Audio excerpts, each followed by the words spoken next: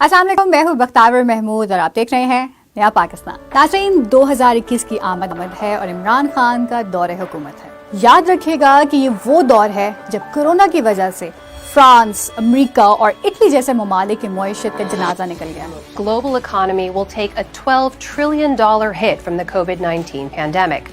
It's already happening in Italy, the third largest economy in Europe. بڑے بڑے کاروبار تباہ ہو گئے، مگر عمران خان کی ولولہ انگیز قیادت تھی کہ جب دنیا کے ترقی یافتہ ممالک کی معیشتیں تباہ تھیں تب پاکستان نے بازی پلٹ کر رکھ دی۔ اور پاکستان کے حوالے سے مثبت خبر آ رہی ہے۔ پاکستان کورونا پر قابو پا کر سب سے کم معاشی نقصان اٹھانے والا ملک بن گیا ہے۔ بہترین حکمت عملی پاکستان کامیابیوں میں سب پر سبقت لے گیا۔ کورونا ورلڈ اکنامک فورم نے 25 نومبر کا دن پاکستان کے نام کر دیا۔ آج اقوام متحدہ کی ورلڈ ہیلتھ آرگانئزیشن کے ڈائریکٹر جنرل ٹیڈروس اڈانم کہتے ہیں کہ دنیا کو عمران خان کی حکومت سے سیکھنا چاہیے کہ کورونا جیسے وبائی صورتحال میں ملک کو معاشی تباہی سے کیسے بچانا ہے۔ Here we face this dilemma. One, we still have a problem of growing cases and we still have to be careful about the spread of the virus. But on the other hand, unless we open up our economy, we have millions facing starvation. جی ہاں، یہ عمران خان کا دور حکومت ہے جس میں ایک طرف غریب مزدوروں کے لیے پناہ گاہیں بنتی ہیں تو دوسری طرف عالمی سطح پر افغانستان میں قیام امن کا کردار ادا کرتے ہوئے پاکستان ایک نئی تاریخ رقم کر رہا ہے۔ ایک طرف عمران خان کی زبردست حکمت عملی نے افغانستان میں بھارتی قونصل خانے سے ہونے والی دہشت گردی کو ہمیشہ کے لیے دفن کر دیا تو دوسری طرف اقوام متحدہ میں بھارت کی RSS سرکار کو پیچھے ہٹنے پر مجبور کر دیا۔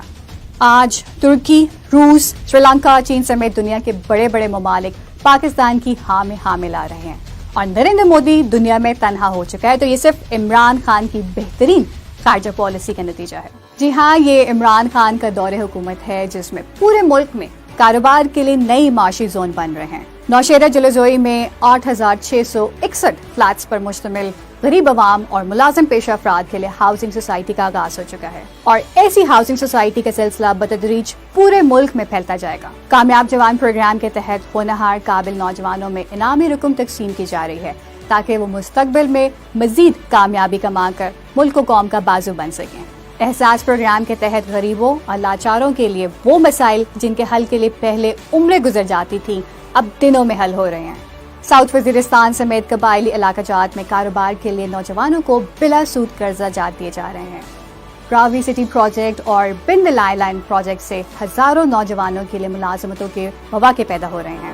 یہ جو پروجیکٹ ہے یہ ہوتا ہے جو ملک میں ویلتھ کریٹ کرتا ہے اور یہ ایسے پروجیکٹ ہوتے ہیں جو ملک میں خوشحالی پیدا کرتے ہیں، روزگار دیتے ہیں، جو ساری ملک میں چین ری ایکشن آتا ہے، اب اکانومی چلنی شروع ہو جاتی ہے۔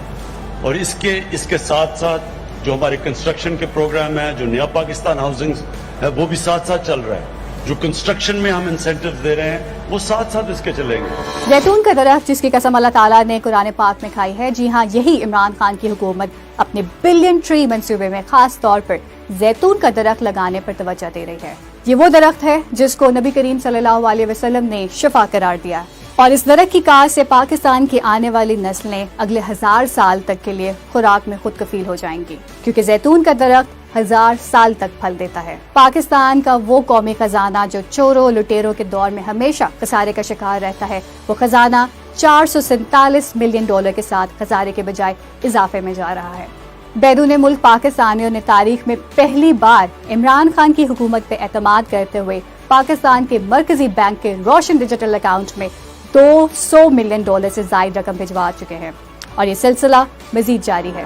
روشن ڈیجیٹل اکاؤنٹ میں دیار غیر میں بیٹھ کر پاکستان میں یوٹیلٹی بلز اور اہل خانہ کو رقوم بھجوانے سمیت کئی سہولتیں بھی فراہم کی گئی ہیں۔ تو آپ کو بتائیں کہ روشن ڈیجیٹل اکاؤنٹ کی شاندار پذیرائی سامنے آئی ہے۔ ناظرین، یہ تو کامیابیوں کی ہلکی سی جھلک ہے جبکہ آسمان کی رفتوں کو چھونے کا سلسلہ ابھی بھی اس سے کہیں آگے ہے۔ The country has tremendous resources, young population, strategic located. All now, from now on, my government's biggest challenge now is how we can improve our state institutions, so we can improve our governance, so we can tap our potential. اہل پاکستان سے appeal ہے کہ اعتماد رکھیے. تمام چور لٹیرے اور چکے اور رازن اکٹھے ہو چکے ہیں. عمران خان کی کردار کشی اور جھوٹے پروپیگنڈا میں تمام حدیں عبور ہو رہی ہیں، مگر ترقی کا سفر جاری ہے اور جاری رہے گا. پاکستان